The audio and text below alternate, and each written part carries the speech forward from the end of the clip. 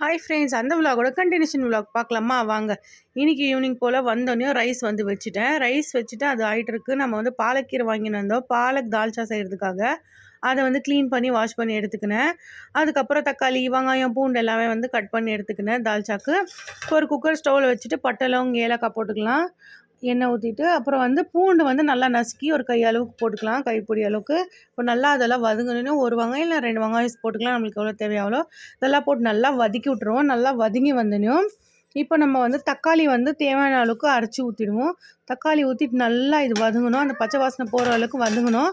அப்புறம் மஞ்சத்தூள், மிளகாத்தூள், தனியாத்தூள் மட்டும் போட்டுக்கலாம். போட்டு நல்லா வந்து வதக்கிட்டே இருப்போம். நல்லா வதங்கினோன்னையும் நம்ம பாலக்கீரை வந்து கட் பண்ணி வச்சுருக்க பொடி பொடியாக அதை வந்து இதில் சேர்த்துருவோம். சேர்த்துட்டு நல்லா மிக்ஸ் பண்ணுவோம்.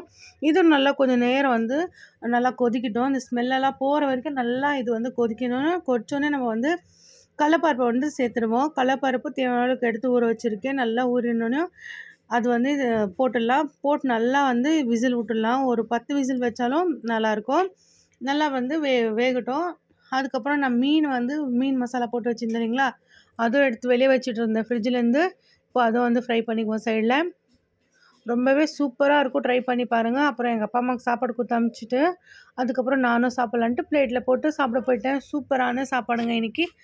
அவ்வளோதான். வீடியோ பிடிச்சா லைக் பண்ணிட்டு சேனலை சப்ஸ்கிரைப் பண்ணுங்கள், சப்போர்ட் பண்ணுங்கள், ஃபாலோ பண்ண மறந்துடாதீங்க. அடுத்த விலாகில் பார்க்கலாம்.